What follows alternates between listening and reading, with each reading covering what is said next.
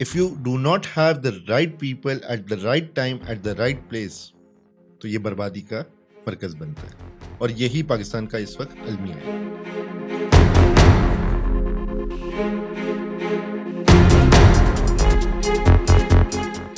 Investors के बारे में या बिल्डर्स के बारे में या कोई भी इंडस्ट्री को चला रहा है जी उसके ऊपर तो कानून है कि उसके ऊपर एफबीआर अपना कानून लगा देती है और उसको जेल भी हो जाती है टैक्स ना पे करने पे। लेकिन टैक्स ना लेने पे जो बाबू लोगों के ऊपर जो लॉ आना चाहिए, जो कानून लगना चाहिए, जो पेनल्टीज उन पे लगनी चाहिए, जी जी उसका कोई सवाल नहीं। अच्छा, हमारे पास पाकिस्तानी फॉरेन्स बहुत है और वो इन्वेस्ट भी करना चाहते हैं, लेकिन डीसी वैल्यू, मार्केट वैल्यू और एफबीआर वैल्यू, इन अलग अलग वैल्यूज़ की वजह से वो इन्वेस्ट नहीं कर पा रहे। हमने बार बार ये रिकमेंडेशन दी है गवर्नमेंट ऑफ पाकिस्तान को कि मार्केट वैल्यू प्राइस पे इसको लेकर आइए। कंस्ट्रक्शन इंडस्ट्री में वाइट और ब्लैक क्या होता है। और मैं यहाँ करोड़ रुपए का फ्लैट लेने के लिए जाता हूँ। जब फ्लैट लेने के लिए जाता हूँ तो वो मुझे कहते हैं कि आपकी जो एफबीआर वैल्यू है वो 50 लाख रुपए है, आप 50 लाख रुपए ही ऑफिशियल दीजिए। कंस्ट्रक्शन इंडस्ट्री किसी भी कंट्री या उसकी इकोनॉमी की बैकबोन होती है। कंस्ट्रक्शन इंडस्ट्री किसी भी इकोनॉमी की बैकबोन जरूर होती है, इसके साथ साथ वो मदर इंडस्ट्री भी कहलाई जाती है। बिल्कुल, इतनी बड़ी इंडस्ट्री आप कहते हैं, तो ये टैक्स क्यों नहीं पे करती? ये एक बहुत गलत इल्ज़ाम है किसी भी इंडस्ट्री के ऊपर। इंडस्ट्री के साथ जितनी ब्लैकमेलिंग की जा रही है, जिस तरीके से इसको मिनिमाइज करने की कोशिश की जाती है, डिपार्टमेंट्स को सीधा कर दें और वन विंडो ऑपरेशन लेकर आ जाए और इन्वेस्टर को सिर्फ पाबंद किया जाए कि आपने टैक्स देना है। अगर आपने टैक्स नहीं दिया तो आपको जेल होगी। 25-25 साल, 30-30 साल एक चीज चल रही होती है, पाकिस्तान में आने की इजाजत ही नहीं होती। क्यों नहीं होती भाई? हम क्या दुनिया से कनेक्ट नहीं रह सकते? हम दुनिया के साथ नहीं चल सकते? क्रिप्टो में आदमी इन्वेस्ट क्यों करता है? क्योंकि वो ब्लैक जो है उसको कहीं ना कहीं तो पार्क करना है। आप अपने ही लोगों को अगर वाइट करने का मौका दे देंगे और एक दफा इकोनॉमी को स्ट्रेट लाइन कर देंगे। अस्सलाम वालेकुम ख़वातीनो हज़रात, welcome to our new podcast episode. मैं हूं आपकी होस्ट रिदा और मेरे साथ मौजूद है बहुत ही special guest Abdul Karim Aadiya, former vice chairman of Abad, brand ambassador of Abad international expo, COO of Olympic group. तो वेलकम करते हैं इनको अपने पॉडकास्ट में। अस्सलाम वालेकुम सर। वालेकुम सलाम, थैंक यू वेरी मच। सबसे पहले तो बहुत बहुत शुक्रिया आपका यहाँ आने के लिए। Thank you. इंटरव्यूज तो आपके सर बहुत होंगे यूट्यूब पे, काफ़ी आपके बारे में सुना है, तो डायरेक्ट हम पॉइंट पे आते हैं। बिल्कुल ठीक है। कंस्ट्रक्शन इंडस्ट्री किसी भी कंट्री या उसकी इकोनॉमी की बैकबोन होती है या मदर बैकबोन होती है, तो आप इस चीज़ को कैसे डिफाइन करते हैं, इस कमेंट को? अच्छा, कंस्ट्रक्शन इंडस्ट्री के बारे में बहुत सारे लोगों का गुमान ये है कि ये सिर्फ वो लोग कर सकते हैं जिनके पास बहुत ज़्यादा पैसे हैं। We need to understand what exactly is construction industry. Construction industry किसी भी इकोनॉमी की बैकबोन ज़रूर होती है, इसके साथ साथ वो मदर इंडस्ट्री भी कहलाई जाती है। मदर इंडस्ट्री क्यों कहलाई जाती है? क्योंकि उसके पीछे जो दूसरी अलाइड इंडस्ट्रीज चल रही होती है। There are 72 direct and 102 direct and indirect allied industries which are connected to the construction industry, जिसकी वजह से इसको मदर ऑफ इंडस्ट्रीज कहा जाता है। ये वो इंडस्ट्री है जो सेकेंड लार्जेस्ट अनस्किल्ड लेबर को एम्प्लॉयमेंट जनरेट करके देती है। फर्स्ट आपकी आती है एग्रीकल्चर, उसके बाद आपकी कंस्ट्रक्शन इंडस्ट्री आती है। आप कोई भी इंडस्ट्रियल रेवोल्यूशन निकाल लें जिसमें आपका यूएस की इंडस्ट्रियल रेवोल्यूशन आया था, या आपका डाउनफॉल ऑफ यूरोप आया था, या डाउनफॉल ऑफ यूएसएसआर आया था, या चाइना का आप देख लें, चाइना ने किस तरह से अपने आप को एवेल्युएट करा के और अपनी कंट्री में रेवोल्यूशन जो क्रिएट किया वो कंस्ट्रक्शन इंडस्ट्री से रेवोल्यूशन जनरेट किया था। सिमिलरली आप पूरा मिडिल ईस्ट चेक कर लीजिए, उनकी जो उनकी इनकम थी, ऑयल इनकम थी, उसके फ़ौरन बाद उन्होंने जो रिवाइव की इंडस्ट्री को, वो हाई राइज इंडस्ट्रियल रेवोल्यूशन उन्होंने लेकर आए, जिसकी वजह से आज हम बड़े बड़े स्काई स्क्रैपर्स को देखने के लिए, उसके इंफ्रास्ट्रक्चर को देखने के लिए हम ख़ास तौर पे दुबई, कतर, बहरीन का रुख करते हैं। जिसकी वजह से हम ये समझते हैं कि हाई राइज इंडस्ट्री जो है, जो कंस्ट्रक्शन इंडस्ट्री की हाई राइजेज हैं, वो हमारे मुल्क में भी आना चाहिए, जिसका एक मेजर बेनिफिट ये है कि जो आपका एग्रीकल्चर लैंड है, जो हमारी अगेन पाकिस्तान चूँकि नोन है फॉर एग्रीकल्चर, जो उसका बैकबोन भी है, उसके लैंड को बगैर डैमेज किए अगर हम हाई राइज पे जाते हैं तो उसके बहुत बड़े बेनिफिट्स होते हैं और हमारी एग्रीकल्चर लैंड भी ज़ाया नहीं होती। बिल्कुल, इतनी बड़ी इंडस्ट्री आप कहते हैं तो ये टैक्स क्यों नहीं पे करती? मेरा ये ख्याल है कि ये एक बहुत गलत इल्ज़ाम है किसी भी इंडस्ट्री के ऊपर। एक तो इंडस्ट्री से टैक्स लिया जाता है, कोई भी बिजनेसमैन टैक्स देता नहीं है। अच्छा, कहा यह जाता है कि कोई भी कंट्री के अंदर कानून जो है वो एक मेजर रोल प्ले करता है टैक्स को जनरेट कराने के लिए। 2018 में इमरान खान साहब की गवर्नमेंट के वक्त हमने ये इनको रिक्वेस्ट की थी कि हमें एफटीआर दिया जाए। एफटीआर क्या है? Final tax regime. ठीक है। उसका बेसिक मकसद ये था कि हमें एफबीआर से और जो टैक्सेशन डिपार्टमेंट है, छोटे बड़े प्रोविंशियल फेडरल टैक्सेशन डिपार्टमेंट से, हमें उनके जो बाबू लोग होते हैं कि जो वहाँ पे पुराने बैठे हुए हैं, जिन्होंने अपने सर्कमस्टांसेस बनाए हुए हैं, और अनफॉर्चुनेटली हमारे मुल्क में वो ब्लैकमेलिंग का भी स्टेटस मौजूद है, जिसकी वजह से बिजनेसमैन बहुत परेशान होता है। हमने खान साहब की गवर्नमेंट पे ये रिक्वेस्ट की थी कि हमें वन विंडो ऑपरेशन दिया जाए। कोई भी बिल्डर जो अपना प्रोजेक्ट लॉन्च करे और उसका नक्शा पास हो, उसके उस दिन से लेके जब तक इसका कंप्लीशन टाइम है, फॉर इंस्टेंस 3 इयर्स है, 4 इयर्स है, 5 इयर्स है, जो भी टाइम है, उसके अंदर उसका टैक्स लगा दिया जाए। तो उस वक्त जो रेवेन्यू मिनिस्टर थे, उन्होंने हमसे ये सवाल किया कि उससे हम तो आपसे टैक्स ले लेंगे, लेकिन आप हमें क्या दोगे अगर हम आपको वन विंडो ऑपरेशन करके देते हैं। तो हमने बगैर कोई टाइम ज़ाया किए उनको उसी टेबल पे ये प्रपोज किया कि आप हमसे मल्टीप्लाई बाय 3 टैक्स ले लें। अच्छा। लाइक फॉर इंस्टेंस पर स्क्वायर फीट अगर हमसे लिया जाता है 10 रुपए, उसको सीधा आप 40 रुपए पे ले जाए। और वो भी पूरा प्लेटफॉर्म हमने उनको बना के दिया था, नंबर्स हमने उनको जनरेट करके दिए थे, और वो टेबल जो है वो रेवेन्यू डिपार्टमेंट में गया था, फेडरल रेवेन्यू डिपार्टमेंट में गया था, और उसके बाद उन्होंने वहाँ से अप्रूवल और एप्रिसिएशन के साथ भेजा था कि आपका जो टैक्स का जो नेट स्कीम है, जो नंबर्स आपने हमें दिए हैं वो बहुत अच्छे हैं, और उसकी वजह से मल्टीप्लाई बाय 4 करने की वजह से एक तो रेवेन्यू तो बढ़ता ही है, लेकिन साथ साथ जो आपके बिल्डर्स एंड डेवलपर्स हैं उनका कॉन्फिडेंस भी बढ़ता है। उसकी वजह से लोग खुल के काम भी करना चाहते हैं और खुल के टैक्स भी देना चाहते हैं। ऐसा नहीं है कि इंडस्ट्री टैक्स देना नहीं चाहती। अच्छा। इंडस्ट्री के साथ जितनी ब्लैकमेलिंग की जा रही है, जिस तरीके से इसको मिनिमाइज करने की कोशिश की जाती है, हर दौर में की जाती है, हम ये समझते हैं कि अगर डिपार्टमेंट्स को सीधा कर दें और वन विंडो ऑपरेशन लेकर आ जाए और इन्वेस्टर को सिर्फ पाबंद किया जाए, अंडर द लॉ पाबंद किया जाए कि आपने टैक्स देना है, अगर आपने टैक्स नहीं दिया तो आपको जेल होगी। अच्छा, ये फेडरल ऑफेंस अगर मतलब क्रिएट कर दिया, रूल्स को स्ट्रिक्ट करना चाहिए। नहीं, रूल्स है हमारे पास, अमल नहीं है उसके ऊपर अमल नहीं है। अच्छा। क्यों? जो जैसे मैंने आपको कहा, जो बाबू लोग डिपार्टमेंट्स में बैठे हुए हैं, उन लोगों को हटा के काबिल लोग लाना जरूरी है, जो एक्चुअली मुल्क के लिए, इकोनॉमी के लिए काम करना चाहिए।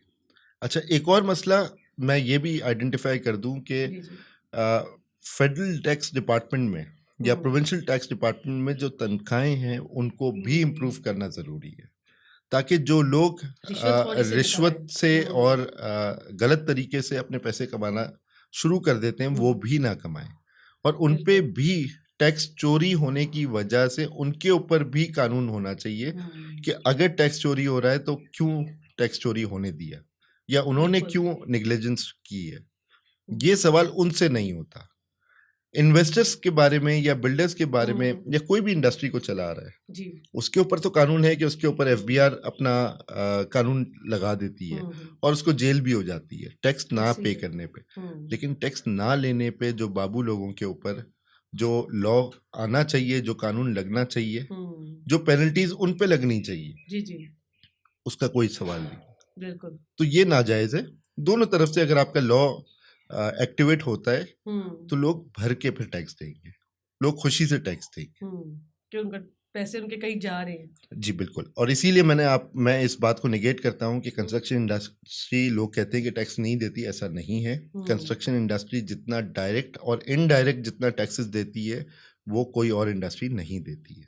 अच्छा, हमारे पास पाकिस्तानी फॉरेन्स बहुत है और वो इन्वेस्ट भी करना चाहते हैं, लेकिन डीसी वैल्यू, मार्केट वैल्यू और एफबीआर वैल्यू, इन अलग अलग वैल्यूज़ की वजह से वो इन्वेस्ट नहीं कर पा रहे।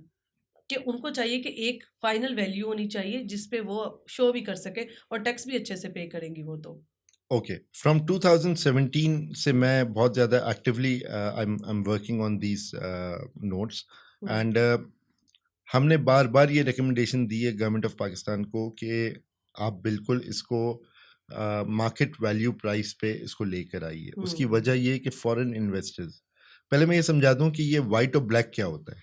कंस्ट्रक्शन इंडस्ट्री में वाइट और ब्लैक क्या होता है। फॉर इंस्टेंस एक शख्स है, फॉर इंस्टेंस मेरे कोई भाई है और वो बाहर काम कर रहे हैं, मैं प्रॉपर्टी ले नहीं सकता। मेरे भाई जो हैं वो मुझे फॉर इंस्टेंस सऊदी अरब से या दुबई से, वो अपनी इनकम से जो वाइट इनकम है, जो ऑफिशियल इनकम है, उससे मुझे बैंक ट्रांजैक्शन के थ्रू, जो ऑफिशियल रूट होता है, उसके थ्रू मुझे पैसे भेजते हैं और मैं यहाँ करोड़ रुपए का फ्लैट लेने के लिए जाता हूँ। जब फ्लैट लेने के लिए जाता हूं तो वो मुझे कहते हैं कि आपकी जो एफबीआर वैल्यू है वो 50 लाख रुपए है, आप 50 लाख रुपए ही ऑफिशियल दीजिए और 50 लाख रुपए हमें कैश पेमेंट कर दीजिए। ठीक है जी। जिसकी वजह से हुआ ये कि जो पैसे वाइट आए वो 50% तो वाइट में चले गए, यानी वाइट प्रॉपर्टी आपने खरीद ली, 50% जो वाइट पैसे वो ब्लैक इकोनॉमी की तरफ चले गए। जिसकी वजह से हम बार बार ये रिकमेंडेशन दे चुके हैं। खास तौर पे मैं वापस बात करूंगा 2017 से लेके 2019 तक। अच्छा। हम ये बार बार गवर्नमेंट को ये रिक्वेस्ट करते रहे हैं कि बराए मेहरबानी इस प्रॉपर्टी को या प्रॉपर्टी सिस्टम को या लैंड रिफॉर्म्स को एक्चुअल मार्केट वैल्यू पे टैक्सेशन करना शुरू कर दीजिए। वो कहते हैं हमने तो आपको कभी भी नहीं रोका, बट कानून ये कहता है कि अगर आपने एफबीआर वैल्यू पे, अगर आपने नक्शा, आपने प्रॉपर्टी बाय कर लिया और उस पर आपने टैक्स दे दिया तो इट इज़ ओके। जबकि मैं कंपैरिजन दे देता हूँ, किसी भी मुल्क में आप ले लें, हमारे बिल्कुल बराबर में ही जो हमारा मुल्क है, जिसको हम समझते हैं कि वो हमारा मुल्क दुश्मन है, बट फिर भी उनके कानून तो हम ले सकते हैं ना, या उनसे जो उन्होंने कानून बनाए हैं अपनी इंडस्ट्री को सेव करने के लिए और टैक्स जनरेशन के लिए, हमें उस कानून को जरूर इम्प्लीमेंट करना चाहिए। एंड दैट इज, उन्होंने एक बड़ा क्लियर कानून बना दिया कि जो प्रॉपर्टी वाइट पे नहीं होगी, 100% मार्केट वैल्यू पे रजिस्टर नहीं होगी और 100% मार्केट वैल्यू के ऊपर अगर टैक्स नहीं दिया गया तो गवर्नमेंट को शक की बुनियाद पे वो आपको जो भी आपने वाइट जो जिस वैल्यू पे भी आपने उसको टैक्स भरा है उसका 10% अप करके वो गवर्नमेंट आपकी प्रॉपर्टी ले सकती है, जब्त कर सकती है, शक की बुनियाद पे। सही, ठीक हो गया। हमारे पास प्रॉब्लम ये है कि हमारे पास लोगों के पास वाइट पैसे नहीं है। प्रॉब्लम तो है, हल भी हमने इनको आइडेंटिफाई किया था जो कि वो कर नहीं पाए थे। उसकी वजह ये है कि ये जो स्कीम्स होती हैं, जो वाइट करने की स्कीम्स होती है, अगर वो तरीके से एक दफा कर दी जाए for a longer period of time, तो आपकी इकोनॉमी, जो कि वर्ल्ड बैंक कह चुकी है कि 1:4 है, यानी कि 1 रुपया वाइट है, 4 रुपए ब्लैक इकोनॉमी के। अगर ये 4 रुपए ब्लैक इकोनॉमी से वाइट इकोनॉमी पे, यानी कि बैंकिंग सिस्टम में आ गए, तो आपकी इकोनॉमी ऑटोमेटिकली 5 टाइम्स बढ़ जाती है या 4 टाइम्स बढ़ जाती है, जिसकी वजह से आपका जो फ्लो ऑफ कैश है या फ्लो ऑफ इनकम है या फ्लो ऑफ ट्रांजैक्शन है वो भी बढ़ जाएगा और वो डॉक्यूमेंट हो जाएगा। उस डॉक्यूमेंट होने की वजह से अगेन कोई भी चीज़ आपने बाय करनी है, सेल करनी है, कोई भी ट्रांजैक्शन करनी है, उस पर आपको मल्टीपल टैक्सेशन सिस्टम पे वो ट्रांजैक्शंस होती रहेंगी, जिसमें आपका जीएसटी भी आएगा, आपका डायरेक्ट इनकम टैक्स भी आएगा, और जितने टैक्सेस फेडरल के प्रोविंशियल के लगते हैं वो सारे आपके डॉक्यूमेंट हो जाएंगे और वो मल्टीप्लाई बाय 4 होना शुरू हो जाएंगे। बिल्कुल। उसका बेहतरीन हल ये है कि आपको एक लॉन्ग टर्म स्कीम देनी पड़ेगी। किसी भी पाकिस्तान के किसी भी बाशिंदे को आपको वो जगह देनी पड़ेगी, वो स्कीम देनी पड़ेगी जिसमें नो क्वेश्चंस आस्क्ड हो, और ये पॉलिसी लॉन्ग टर्म हो, जिसमें सारे डिपार्टमेंट्स मिलके बैठे और ये डिसाइड करें कि हमें अगर पाकिस्तान को आगे बढ़ाना है और अपने ही लोगों को हेल्प करनी है, क्योंकि ये याद रहे कि ये डिपार्टमेंट्स हम लोगों की फैसिलिटीज के लिए है, हमें परेशान करने के लिए या जेलों में डालने के लिए नहीं है। बिल्कुल बिल्कुल। इसीलिए उनको टैक्स दिया जाता है ना, ताकि उनकी तनख्वाहें इन्हीं टैक्स पेयर की वजह से ही चलता है। तो ये हमारे दुश्मन बनने की जरूरत नहीं है, इन्होंने मुल्क को बेनिफिट करने के लिए और मुल्क के साथ मुल्क के लोगों को बेनिफिट करने के लिए, क्योंकि हम कोई इंडियन या अफगानी नहीं है, या हमको बाहर के बाशिंदे नहीं है जो आप हमें बिला वजह परेशान करने के लिए ऐसी पॉलिसीज क्रिएट करें कि जिसमें प्रेशराइज होते रहे। आप इकोनॉमी को बनाने के लिए, लोगों को तसल्ली देने के लिए कि हाँ आपको गवर्नमेंट तंग करने के लिए नहीं बैठी हुई है। अभी तक तो यही हो रहा है 1947 से कि हम हर आए दिन पस्ती की तरफ जा रहे हैं, नेगेटिविटी की तरफ जा रहे हैं। क्यों? पॉलिसीज ऐसी बनाई जाती है जिसमें गवर्नमेंट अपना तो ख्याल रखती है, लेकिन जो एक्चुअल काम है उसका गवर्नमेंट का कि लोगों की फैसिलिटी, लोगों की फलाह बहबूद के लिए काम करे, वो नहीं कर रही है। उसके लिए हमने रेकमेंड किया था कि एक लॉन्ग टर्म पॉलिसी दे, 2 साल 3 साल, नो क्वेश्चन आस्क्ड। ऑटोमेटिकली ये जो 4 रुपए मैंने जैसे पहले एग्जांपल दिए, ये 4 टाइम्स जो ब्लैक इकोनॉमी है ये ऑटोमेटिकली वाइट की तरफ शिफ्ट हो जाएगी। जब वो वाइट की तरफ शिफ्ट हो जाएगी फिर आपको क्वेश्चंस आस्क करने की जरूरत नहीं पड़ेगी, या फिर आपको टैक्सेशन की प्रॉब्लम की भी जरूरत नहीं पड़ेगी। फिर आपको सिर्फ मल्टीप्लिकेशन करनी है किसी भी इंडस्ट्री की, और उसके लिए जरूरी नहीं है कि फिर कंस्ट्रक्शन सेक्टर को ही इम्प्लीमेंट किया जाए, वो ओवर द बोर्ड आपको करना पड़ेगा, क्योंकि सिर्फ बिल्डर्स के साथ ये प्रॉब्लम नहीं है, इंडस्ट्रियलिस्ट के साथ भी ये प्रॉब्लम। ये कहीं ना कहीं सारे सेक्टर्स, किसी भी इकोनॉमी के सारे सेक्टर्स एक दूसरे के साथ इंटरलिंक्ड हो। बिल्कुल। अगर इस तरह मनी वाइट होने लग जाए, जो लोग क्रिप्टो कर रहे हैं, जो लोग मनी एक्सचेंजिंग कर रहे हैं, जैसे क्रिप्टो तो पाकिस्तान में है, बैन है, लेकिन वो फिर भी लोग कर रहे हैं, और अपने उस इन्वेस्टमेंट को, उस मनी को वो वाइट करने के लिए इसका सहारा भी ले सकते हैं, प्रॉपर्टी का, इन्वेस्टमेंट का। अनफॉर्चुनेटली हमारे मुल्क में, जैसे मैंने पहले वर्ड यूज किया था, बाबू लोग, ये अपने आप को एजुकेट नहीं करते, ये दुनिया के साथ नहीं चलने की कोशिश करते, जिसकी वजह से पाकिस्तानी अवाम को ये प्रॉब्लम होती है कि जो दुनिया में काम चल रहा है, मिसाल है, आपने तो क्रिप्टो की बात की, पेपैल पिछले 25 साल से काम कर रहा है, पाकिस्तान में क्यों नहीं है? पाकिस्तान में नहीं, पायनियर है, ये भी एक पेमेंट टर्म है, पाकिस्तान में नहीं है। 25-25 साल, 30-30 साल एक चीज चल रही होती है, पाकिस्तान में आने की इजाजत ही नहीं होती। क्यों नहीं होती भाई? हम क्या दुनिया से कनेक्ट नहीं रह सकते? हम दुनिया के साथ नहीं चल सकते? क्रिप्टो में आदमी इन्वेस्ट क्यों करता है? क्योंकि वो ब्लैक जो है उसको कहीं ना कहीं तो पार्क करना है। आप अपने ही लोगों को अगर वाइट करने का मौका दे देंगे और एक दफा इकोनॉमी को स्ट्रेट लाइन कर देंगे, मैं वाइट करने की बार बार बात नहीं कर रहा, मैं एक दफा बात कर रहा हूँ, ये प्रॉब्लम को एक दफा जड़ से उखाड़ने की बात कर रहा हूँ। उसका सोल्यूशन मैंने आपको पहले दिया कि एक लॉन्ग टर्म पॉलिसी दे दें। अगर ये लॉन्ग टर्म पॉलिसी आ जाए for set period of time, उसके बाद फिर पकड़ना शुरू कर दें और फांसी पे लगाएं सीधा। बिल्कुल। पॉइंट ये है कि अगर आपने ब्लैक इकोनॉमी को व्हाइट में कन्वर्ट कर दिया है तो फिर तो किसी को जरूरत ही नहीं क्रिप्टो पे जाने की। बट ऐसा नहीं है कि क्रिप्टो अलाउ नहीं होना चाहिए, क्रिप्टो अलाउ होना चाहिए, वर्चुअल बैंकिंग अलाउ होनी चाहिए। मिसाल दे देता हूँ, 50-60 साल पहले अमेरिका में हम देखते थे, हमारे बड़े बुजुर्ग जो जब ट्रैवल करते थे तो यूके में, यूएस में, सिंगापुर तो नहीं, बाकी जो वेस्टर्न कंट्रीज है उसमें क्रेडिट कार्ड्स थे, डेबिट कार्ड्स थे, हमारे पास थे ही नहीं। हमारे बुजुर्ग जो बाहर जाते थे वो मशीन से पैसे निकलते हुए देखते थे, हमें जादू लगता था। ऐसे ही हमारे मुल्क में क्यों नहीं हो सकता ये सारे काम? हमें क्यों ये फैसिलिटी नहीं दी जा सकती? 25 साल बाद, दुनिया से 25 साल बाद क्यों हमें अकल आती है? ये पहले क्यों नहीं आ सकती? इसीलिए मैंने पहले रिक्वेस्ट की, ये बाबू लोगों को हटाना जरूरी है। एजुकेटेड लोगों को, एजुकेटेड मतलब ये नहीं होता कि पढ़े लिखे हो, एजुकेशन का मतलब ये है कि आप दुनिया के साथ कितना कनेक्टेड हो, कितनी इंफॉर्मेशन आप एब्जॉर्ब कर सकते हो और चेंज को कितना एब्जॉर्ब कर सकते हो। हमारे बाबू लोग चेंज को एब्जॉर्ब करने की कोशिश भी नहीं करते, सोचना तो दूर की बात है। वो उसी आप कहते हैं कि हम पेपर चीज पे ही रहे, वो डिजिटल चीज पे नहीं आना चाहते। कितना वर्ल्ड बैंक ने कितना फंड दिया है, मतलब हमें अपने आप को डिजिटल करने के लिए बाहर के लोग आ रहे हैं और हमें फंडिंग कर रहे हैं। हम खुद क्यों नहीं कर सकते? सिर्फ अकल चाहिए, सोच चाहिए, इम्प्रूवमेंट की सोच चाहिए। वो अनफॉर्चुनेटली हमारे लोगों में जो डिपार्टमेंट्स में बैठे हुए जो रन कर रहे हैं, अनफॉर्चुनेटली जिन्होंने पॉलिसी बनानी है वो उस डिपार्टमेंट के ही नहीं होते।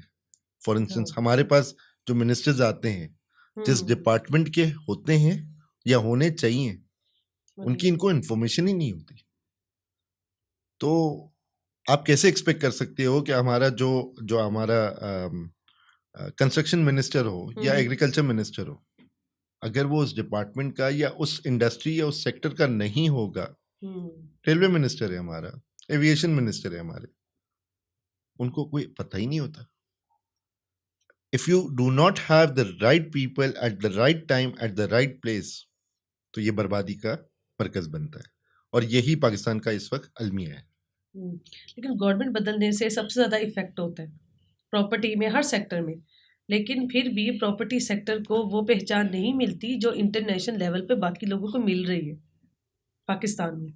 ऐसे ही है ऐसे। और वो एक बहुत ज़रूरी सवाल कि कंस्ट्रक्शन की, जैसे आपने बात की, लोग कहते हैं कंस्ट्रक्शन में सबसे लो क्वालिटी चीज़ इस्तेमाल होती है और वही सबब बनती है बाद में अर्थक्वेक या ये आती है, वो बिल्डिंग सबसे पहले उसका शिकार होती है, जो लो कंस्ट्रक्शन पे बिल्डिंग्स होती हैं। तो इसका जिम्मेदार कौन है? अच्छा, पहले तो हमें ये समझना बहुत जरूरी है कि किसकी क्या जिम्मेदारी है। कंस्ट्रक्शन इंडस्ट्री में सबसे पहली चीज होती है जमीन। जमीन कौन बाय करता है? जो इन्वेस्टर होता है। सो कॉल्ड हमारी नॉर्मल इकोनॉमी में ये वर्ड यूज किया जाता है, ये बिल्डर की जमीन है। बिल्डर की जमीन है, फेयर इनफ। ठीक है। बिल्डर जो होता है वो कारोबारी आदमी होता है, ना वो आर्किटेक्ट है ना वो इंजीनियर है। वो करोड़ों रुपए फीस दे के एक आर्किटेक्ट अच्छा रखता है, अपने हिसाब से वो बहुत अच्छा आर्किटेक्ट रखता है।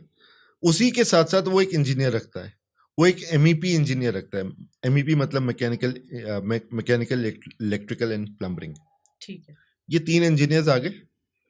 इन तीनों का काम है, पहला काम है आर्किटेक्ट का। आर्किटेक्ट जो है वो डिजाइन करता है बिल्डिंग को, जिसमें एलिवेशन और इंटरनल स्ट्रक्चर डिजाइन करता है। नंबर 2 आता है स्ट्रक्चर इंजीनियर। स्ट्रक्चर इंजीनियर जो है वो स्टील का, ग्राउंड का, मिट्टी का, ये सब की कैलकुलेशन करता है।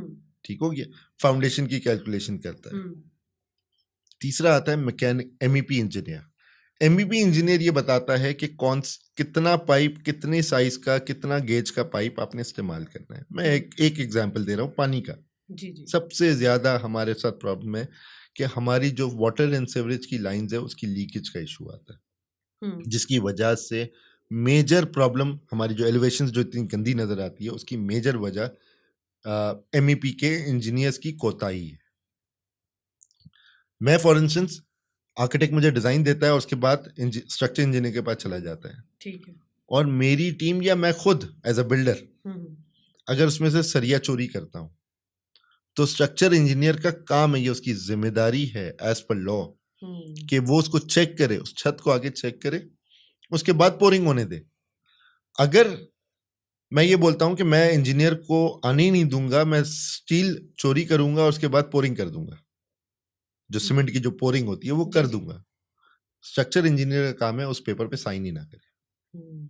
जब वो साइन नहीं करेगा तो मुझे जब प्रोजेक्ट एंड होगा, मुझे कंप्लीशन सर्टिफिकेट के लिए जब मैं एज पर पर्टिकुलर डिपार्टमेंट पर जाता हूँ, मिसाल के तौर पे LDA जाता हूँ, लाहौर में हूँ तो LDA जाऊंगा, उसमें हूँ अपना कराची में हूँ या हैदराबाद में हूँ तो SBCA के पास जाऊंगा कंप्लीशन सर्टिफिकेट लेने के लिए कि मेरी बिल्डिंग कंप्लीट हो गई।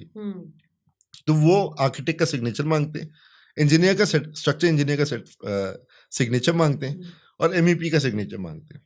जब मुझे ये पता होगा कि मेरा स्ट्रक्चर इंजीनियर उस पेपर पे, कंप्लीशन पेपर पे साइन नहीं करेगा क्योंकि मैंने उसको छत चेक नहीं कराई थी, या MEP का जो इंजीनियर है वो अगर बोल रहा है कि ये पाइप आपने इस्तेमाल नहीं करना, ये पाइप की क्वालिटी कमजोर है, अच्छा, और फिर भी मैं कर देता हूं और वो मुझे पता है कि वो मेरे पेपर पे साइन नहीं करेगा, तो मुझे कंप्लीशन सर्टिफिकेट नहीं मिलेगा। जब कंप्लीशन सर्टिफिकेट नहीं मिलेगा तो मुझे ना बिजली मिलेगी, ना गैस मिलेगा, ना सिवेज लाइन कनेक्शन मिलेगा, ना मुझे इलेक्ट्रिसिटी मिलेगी, कुछ भी नहीं मिलेगा।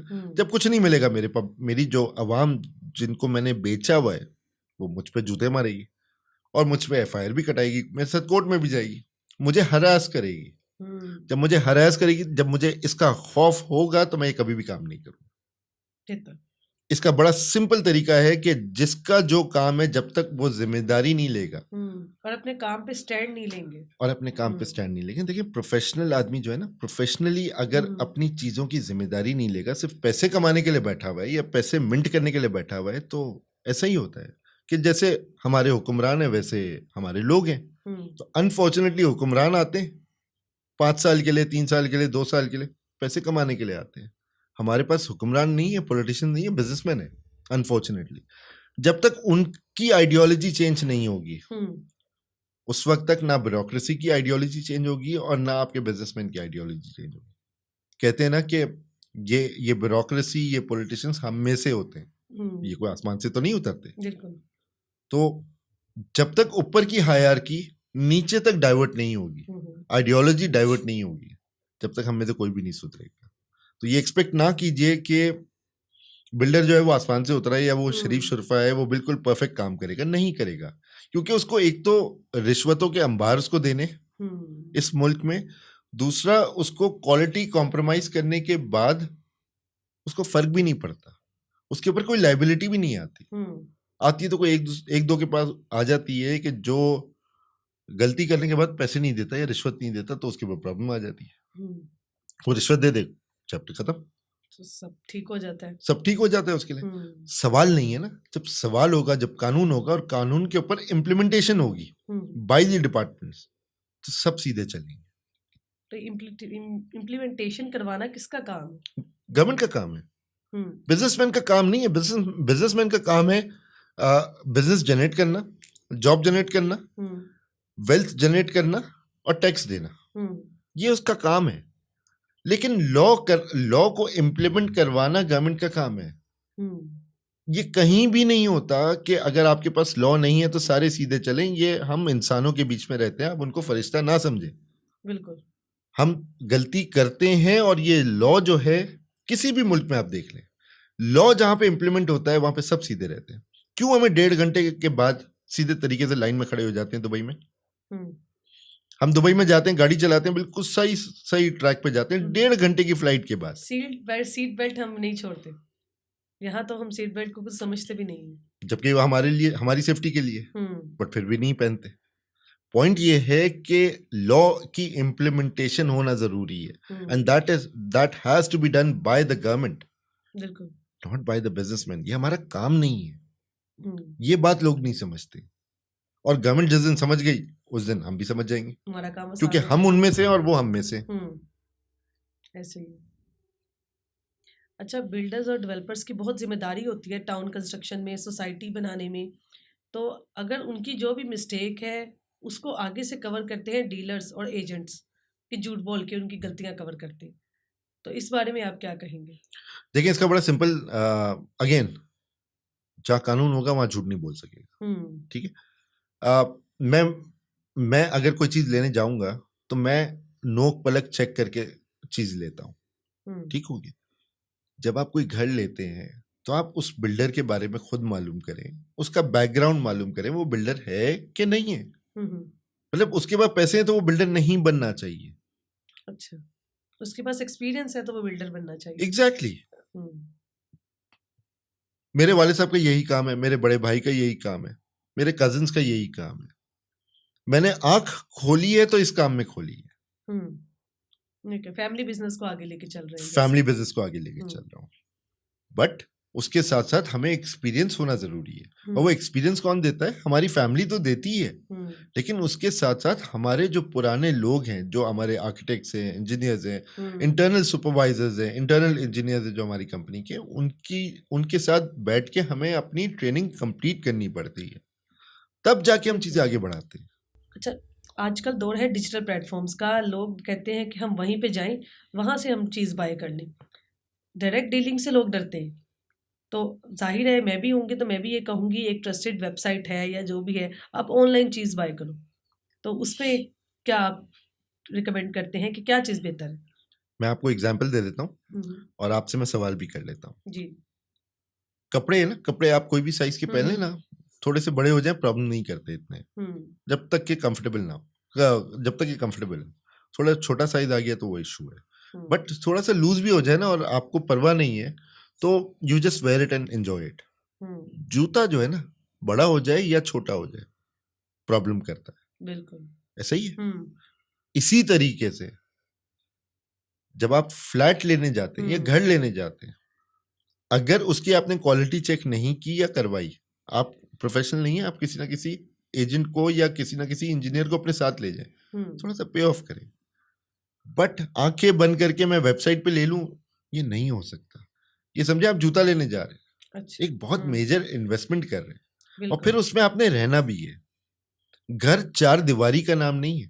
घर जो होता है, जो होम जिसे कहा जाता है, home is connected with people. अगर वो सुकून का घर नहीं है और उसमें प्रॉब्लम्स हैं, तो वही जूते की मिसाल है कि वो जब जब आप चलेंगे तंग करेगा। टाइट है तो तंग करेगा, लूज है तो तंग करेगा, ऐसे ही। इसी तरीके से अगर आपने कोई फ्लैट या कोई घर लिया है और वो प्रॉब्लम कर रहा है, बार बार गटर लाइंस खराब हो रही हैं, नल उसके खराब हो रहे हैं, उसका जो प्लास्टर है वो झड़ रहा है, और हर आए दिन कोई मैकेनिक आ रहा है, कोई आपका कारीगर आ रहा है, कोई आपका मिस्त्री आ रहा है, कोई प्लम्बर आ रहा है, कोई इलेक्ट्रिशियन आ रहा है। सीवरेज सिस्टम पे तो पाकिस्तान लैग कर रहा है। जो भी घर हो या सोसाइटी हो, उसका मेजर इशू आता है सीवरेज सिस्टम। ऐसा ही है। हाँ, तो इस मसले का कोई हल नहीं है। बिल्कुल हल है। मैंने आपको बोला ना कि जो हमारे मैकेनिकल, इलेक्ट्रिकल और प्लम्बरिंग यानी कि MEP इंजीनियर्स हैं, उनकी जिम्मेदारी है इन चीजों को चेक करना। सिर्फ चेक नहीं करना, प्रोफेशनली उसको डिजाइन करना भी जरूरी है। और अगर वो डिजाइन नहीं हो सकता तो उसकी मतलब हर प्रॉब्लम का कोई ना कोई हल है। तो उसके ऊपर भी कोई है जो उनको देखे? बिल्कुल है, सारे डिपार्टमेंट से। LDA फॉर इंस्टेंस, हम अगर लाहौर की बात कर रहे हैं या हम कराची की बात करें, LDA है, SBC है, उनके पास बहुत अच्छे और बहुत प्रोफेशनल इंजीनियर्स मौजूद हैं इन डिपार्टमेंट। बट वो भी तो अपना काम करें, वो चेक करें, वो सवाल तो करें। सवाल करने वाला कोई नहीं है। जब सवाल नहीं करते, बात यही है कि छोटे से बड़े हर एक को अपना काम करना है, ऐसा ही बात बनेगी। जब तक हर आदमी अपनी जिम्मेदारी का एहसास नहीं करेगा और अपनी जिम्मेदारी से काम नहीं करेगा और सिर्फ पैसे बटोरने के चक्कर में होगा, तो फिर यही होगा। अच्छा, कराची में प्राइसेस सबसे ज्यादा हाई है, लेकिन हम दूसरे सिटीज में अपने कोई प्रोजेक्ट्स और डेवलपमेंट्स नहीं कर रहे ताकि हमारी पॉपुलेशन वहां भी जाए, ना कि सिर्फ मेन सिटीज तक रहे। अगेन ये गवर्नमेंट का काम है कि वो सोसाइटीज की जगह दे, वो कानून ऐसे बनाए, वो बिल्डर्स को ये अपॉर्चुनिटी दें कि भाई आप अपने शहर से निकल के दूसरे शहर में जाएं। फॉर इंस्टेंस, अच्छा, आप नहीं ऐसा एज अ बिल्डर आप भी ये कहेंगे कि मैं ऐसे इन्वेस्टर्स देखूं कि इस सिटी में ये काम नहीं हो रहा, तो मुझे वहां वो चीज लेके जाना चाहिए। मैं अपना कंफर्ट जोन क्यों छोड़ूंगा जब तक जब तक गवर्नमेंट ये पॉलिसी नहीं बनाए। गवर्नमेंट अगर मुझे अट्रैक्टिव पॉलिसी देगी और मुझे पता है कि मैं यहाँ से बेहतर पैसे कमा सकता हूँ, तो मैं जाऊंगा। अच्छा भाई 2001 में, 2002 में जब दुबई ने लोगों को अट्रैक्ट किया, तो पॉलिसीज ऐसी दी, पेमेंट टर्म्स ऐसे दिए, जमीन उधार दी और बोला कि आए प्रोजेक्ट स्टार्ट करें। 100% पेमेंट नहीं हुई है जमीन की, ठीक है, लेकिन पॉलिसी ऐसी बनाई कि लोगों को अट्रैक्ट किया। तो हम अपना कंफर्ट जोन छोड़ा, 1.5 घंटे की फ्लाइट पकड़ते थे और दुबई में जाके काम करते थे, और बहुत पाकिस्तानियों ने जाके काम किया। तो ये कोई रॉकेट साइंस नहीं है, it is all about human psyche. आपको ह्यूमन इंसान को साइकोलॉजिकली वो पॉलिसी बनाना जरूरी है जिसकी बेसिस पे उसको अट्रैक्शन मिले। ऐसे ही, क्योंकि देखिए अगर पॉलिसी होगी तो अट्रैक्शन आएगी और उसकी वजह से जो इन्वेस्टर है वो खिंचा खिंचा आ जाएगा। ऐसे ही, जब हम 1.5 घंटे की फ्लाइट पकड़ के दुबई जा सकते हैं, ओमान जा सकते हैं, अब सऊदीया जाना शुरू कर दिया, US जाते रहे, UK जाते रहे, तो क्या, और यूरोप जाते रहे, तो क्या हम 1.5, 2 और 3 घंटे की ड्राइव करके हम नहीं जा सकते? बिल्कुल जा सकते हैं। इट इज ऑल अबाउट कि मुझे क्या इंसेंटिव मिलेगा। ऐसे ही, मैं बोलूं कि देखते हैं, जाहिर सी बात है ना, क्योंकि इन्वेस्टर जो होता है ना, जो बिजनेसमैन होता है, वो जाता है पैसे की लालच में। उसको वो पॉलिसी मिलेगी तो वो जाएगा, वरना वो क्यों अपना घर बार छोड़ के, अपने बीवी बच्चों को छोड़ के, अपना सुकून छोड़ के 3-3 घंटे ड्राइव करके जाए? नहीं जाएगा ना। ऐसे ही। तो आपको उसको इनकरेजमेंट देना जरूरी है। फिर एक और आपका सवाल था कि आपने एक सवाल बिल्कुल शुरू में किया था कि आप टैक्स क्यों नहीं देते, टैक्स नहीं पे करते। मैं उसके साथ एक और कंटिन्यूएशन जवाब भी दूंगा। टैक्स देके पाकिस्तानियों को बेनिफिट क्या है? जिम्मेदारी तो है, देनी चाहिए, लेकिन ये गवर्नमेंट ने अपने आप से सवाल करना है कि हम पाकिस्तानियों को ऐसा क्या दे रहे हैं कि जिसकी बेसिस पे वो खुशी खुशी टैक्स दे। मैं आपसे पैसे मांगने आऊं और मैं आपको बोलूं कि आप मुझे प्लीज पैसे दे दें, आप मुझे पूछेंगे ना क्यों दूं, मेरा क्या है इसमें, मेरे पैसे हैं, मैं क्यों आपको दूंगा? बिल्कुल। तो मैं आपको कहूंगा कि भाई मैं ये बिजनेस करने तो लगा हूं, लेकिन इंप्रूवमेंट नजर नहीं आ रही मुझे सिक्योरिटी के लिए सिक्योरिटी गार्ड रखने, मुझे बिजली के लिए जनरेटर अलग रखना है और उसका डीजल भरवाना है, मुझे पानी मिले ना मिले मुझे टैंकर डलवाना है। ऐसा ही है ना। ऐसे है। मुझे रोड खराब है, खड्डे हैं, तो मेरा गाड़ी का टायर भी खराब हो रहा है, मेरा सस्पेंशन भी खराब हो रहा है। गैस तो वैसे भी आम मसला बनता जा रहा है। अब गैस का भी इशू आना शुरू हो गया, तो मुझे सिलेंडर रखना है। तो जब सारी चीजें, सारे ऑल्टरनेटिव्स के पैसे मैंने खुद भरने हैं, मैं जनरेटर लेता हूँ, 10 लाख रुपए का जनरेटर हो गया, 5 से 10 लाख रुपए का जनरेटर हो गया, मैं टैक्स भरूं या ये चीजें लूंगा अपने लिए? मुझे घर में सुकून भी तो करना है। अगर मैं रात को सुकून से सो नहीं सकता हूँ, मेरी बिजली बंद है, तो मैं कहाँ जाऊंगा? तो ये पैसे कौन देगा? बिल्कुल। या तो मैं टैक्स दे दूं या मैं ये काम कर दूं। टैक्स देता हूं तो भी कोई फायदा नहीं होता। मैंने गवर्नमेंट की अय्याशियों के लिए तो पैसे नहीं देने, गवर्नमेंट अय्याशी के लिए नहीं है, गवर्नमेंट हमारे सुकून के लिए। अगर किसी को इसमें मुगालदा है तो उसको अपनी सीट पहले छोड़नी चाहिए। ऐसा ही है ना। मैं इसीलिए मैं कारोबार में हूं, मैं गवर्नमेंट में नहीं हूं, क्योंकि मुझे लोगों को फैसिलिटेट नहीं करना, मुझे अपने कारोबार को फैसिलिटेट करना। अगर गवर्नमेंट की पॉलिसीज ये डिजाइन हो जाए कि हमने लोगों को फैसिलिटेट करना है, ऑटोमेटिकली टैक्स आना शुरू हो जाएगा। ऐसे ही है। तो आप क्या प्रेफर करते हैं, लैंड या कंस्ट्रक्टेड बिल्डिंग या हाउस? देखिए, मेरी स्पेशलिटी जो है वो हाई राइज ही है।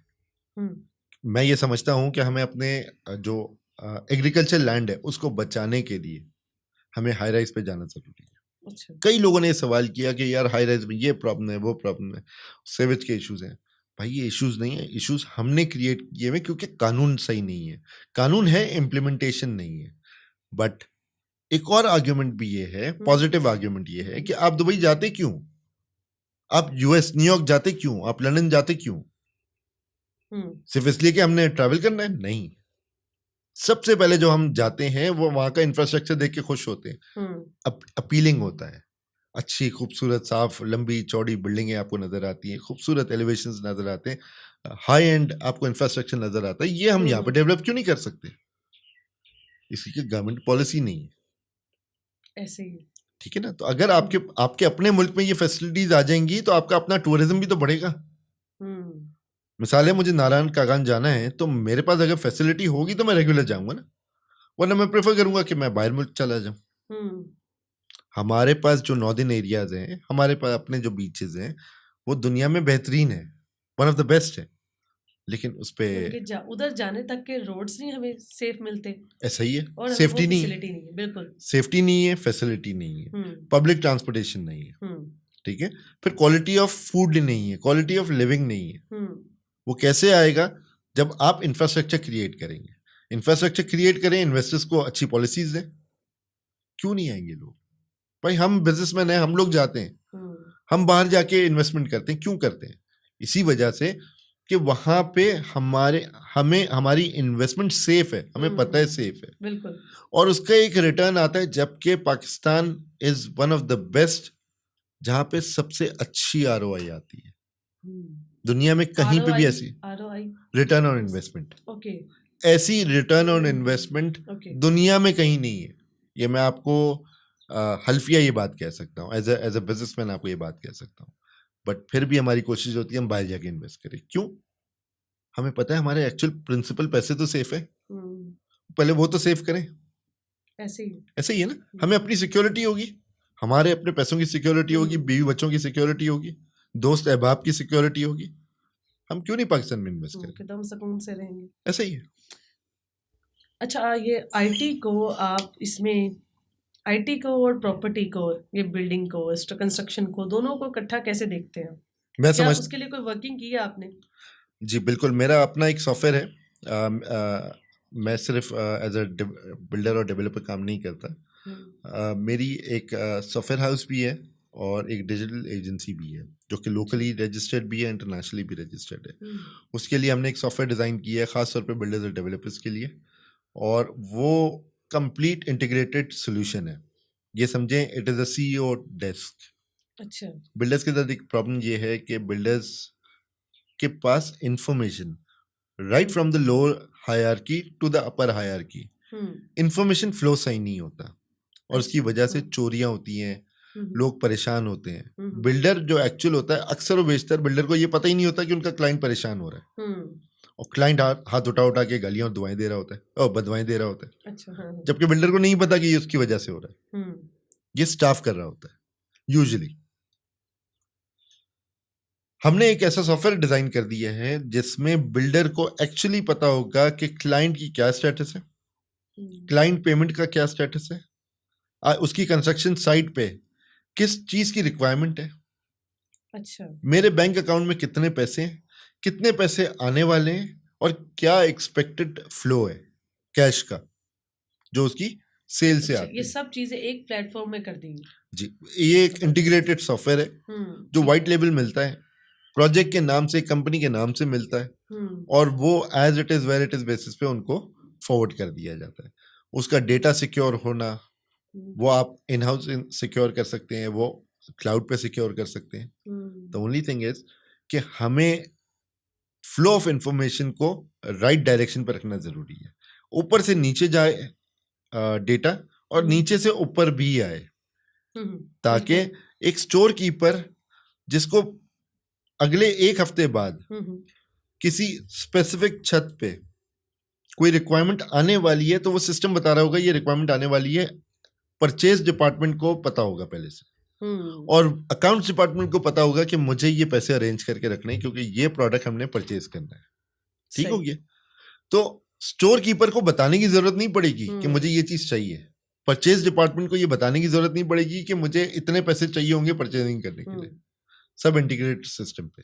और अगर कोई शख्स लैग कर रहा है, like for instance purchase department ने इग्नोर कर दिया, अकाउंट्स ने पैसे तैयार रखे, उसका चेक तैयार है, स्टोर कीपर वेट कर रहा है कि मेरी छत तैयार पड़ी हुई है और मुझे ये मटेरियल परचेज डिपार्टमेंट लाके देगा। परचेज डिपार्टमेंट नाअहल है फॉर इंस्टेंस, तो सवाल सिस्टम उठा लेगा कि परचेज डिपार्टमेंट, वो ब्लिंक करना शुरू कर देगा कि purchase department is the actual तो प्रोग्रेस तो साथ साथ नजर आती है।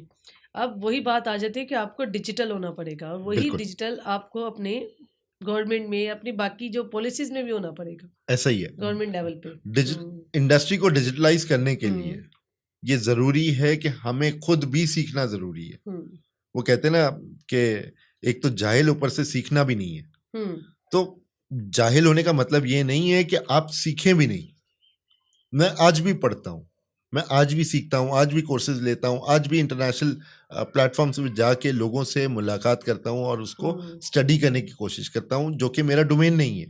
बट मुझे अपने इंजीनियर्स की बात समझने के लिए मुझे कुछ ऐसे कोर्सेज करने पड़ते हैं जो मेरे लेवल पे मुझे समझा सके, as a businessman, not as an engineer. बिल्कुल।